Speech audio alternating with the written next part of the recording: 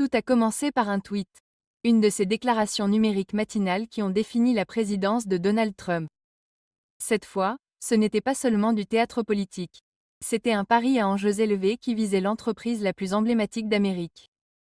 Trump a annoncé que si Apple ne rapatriait pas la fabrication d'iPhone aux États-Unis, il imposerait des droits de douane de 25% sur tous les iPhones vendus sur le marché intérieur. Ce qui a suivi n'a pas été qu'un tremblement de terre à Wall Street, c'était une véritable onde de choc. L'action d'Apple a chuté de près de 3% en quelques heures. Les économistes ont reculé, les dirigeants technologiques se sont tus. Tous les regards se sont tournés vers Tim Cook, le PDG d'Apple, réputé pour son calme. Au cœur de cette tempête se trouvait une proposition simple mais sismique.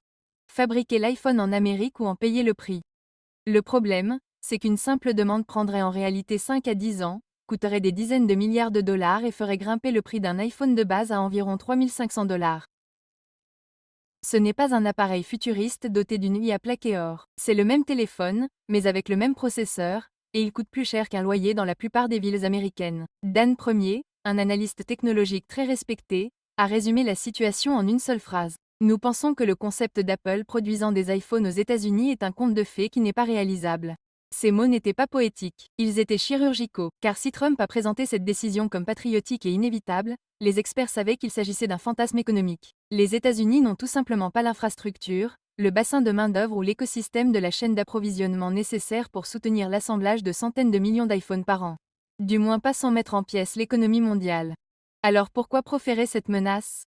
Car pour Trump, il ne s'agissait pas de faisabilité. C'était une question d'apparence.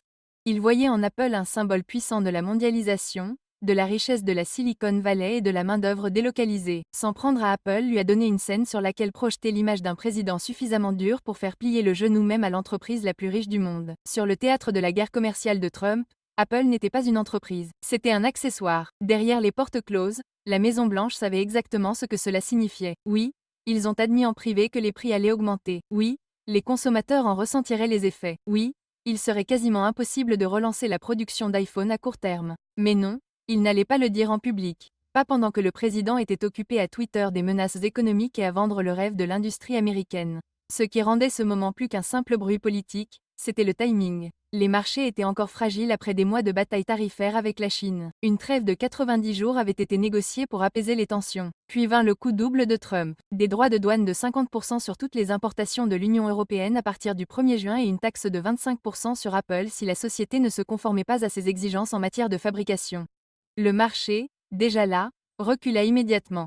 Les investisseurs commencèrent à se poser la question évidente, que se passera-t-il lorsque d'autres entreprises seront ciblées? Si Apple n'est pas en sécurité, qu'en sera-t-il d'Amazon, de Google et de Tesla? La crainte n'était pas seulement que Trump soit allé trop loin.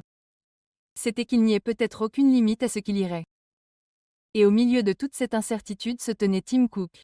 Calme, calculateur, silencieux. Contrairement à Trump, Cook ne tweete pas de tempête, il passe des coups de fil. Il a passé des années à cultiver des relations entre les deux camps et à travers le monde. Il connaît le pouvoir de la logistique et le coût des perturbations. Ainsi, lorsque Trump a proféré sa menace, Cook n'a pas répondu par des feux d'artifice. Il a répondu par des faits. Apple avait déjà transféré une partie de sa production en Inde pour éviter les retombées de la guerre commerciale entre les États-Unis et la Chine. Ce n'était pas de la rébellion, c'était de la préparation. Cook avait anticipé la volatilité et s'était adapté en conséquence. Il savait que tout transférer aux États-Unis n'était pas seulement coûteux, c'était impossible. Impossible de construire un gratte-ciel sur un champ de maïs aussi vite. Et on ne peut pas reconstruire une chaîne d'approvisionnement mondiale avec un tweet. La pression de Trump n'était pas seulement irréaliste, elle était punitive. Forcer la production d'iPhone aux États-Unis nécessiterait une refonte complète des opérations d'Apple. Les composants provenant de dizaines de pays devraient être réacheminés. Les chaînes de production devraient être reconstruites. Des dizaines de milliers de travailleurs devraient être formés. Selon les analystes, même si Apple y parvenait, le prix moyen d'un iPhone passerait de 1000 $ à 3500 $, voire plus. Et voilà le hic, les Américains ne paieront pas ça. Ils retarderont les mises à niveau, changeront de marque ou se passeront de tout. Au final, Apple perdrait des clients. Les emplois américains n'apparaîtraient pas comme par magie, ils disparaîtraient dans le chaos. Il ne s'agissait pas d'une proposition politique, c'était un sabotage économique déguisé en nationalisme. Même le cercle restreint du président semblait comprendre les dégâts. Lorsque les journalistes ont interrogé la porte-parole de la Maison-Blanche, Caroline Leavitt, sur les conséquences, elle a esquivé les questions comme si elle jouait au ballon prisonnier. Mais des fuites au sein de l'administration ont dressé un tableau plus clair. Les responsables ont admis officieusement que oui, les droits de douane nuiraient aux consommateurs. Mais le président voulait envoyer un message. Ce message, l'Amérique d'abord, quel qu'en soit le coût. Ce coût est déjà bien réel. Walmart et Subaru ont annoncé des hausses de prix pour compenser la hausse des coûts d'importation. Home Depot met en garde contre la réduction des gammes de produits, et les petites entreprises comme Busy Baby dans le Minnesota luttent pour rester à flot. La fondatrice Beth Benny a révélé qu'après que les droits de douane sur les produits chinois sont passés de 0 à 145%, ces produits se sont retrouvés bloqués à l'étranger. Pour payer une facture soudaine et inattendue de 48 000 $, elle a lancé une campagne GoFundMe juste pour rester en activité. Beth n'est pas une exception. Elle est le visage de milliers de propriétaires de petites entreprises qui se noient sous des vagues politiques qu'ils ne peuvent pas contrôler. Elle est en concurrence avec Lenovo, un géant chinois de la technologie qui vend pour 15 milliards de dollars de produits aux États-Unis chaque année et ne paye pas un seul droit de douane. Alors, qui est gagnant ici? Certainement pas l'entrepreneur américain.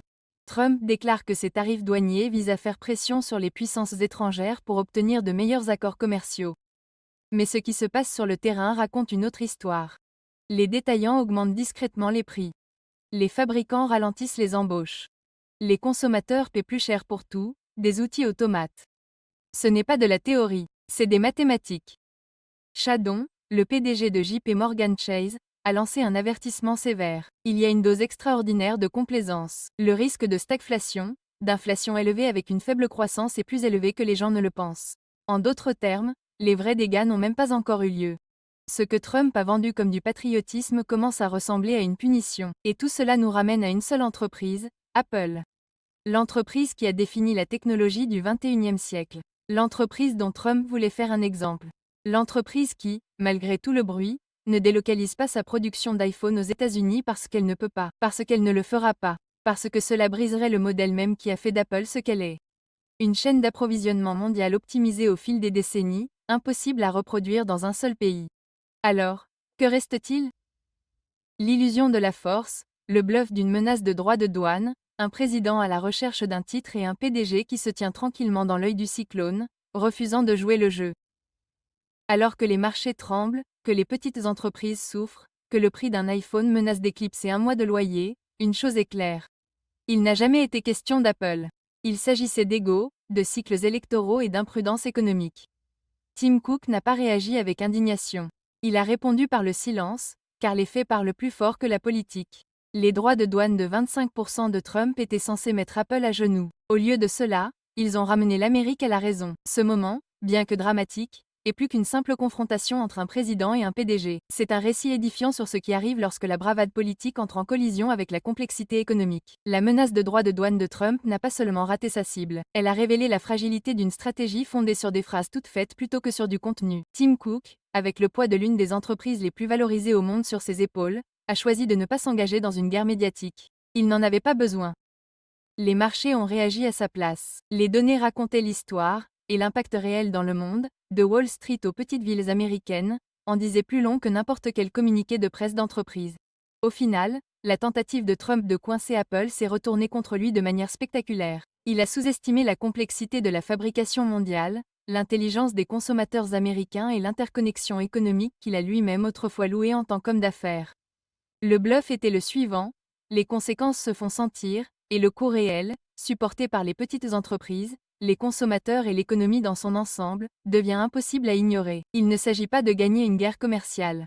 Il s'agit de comprendre comment l'économie fonctionne réellement. Et si nous avons appris quelque chose de cette débâcle des droits de douane, c'est qu'un véritable leadership signifie savoir quand construire, et pas seulement quand blâmer. Finalement, les tweets s'effacent, mais pas les prix.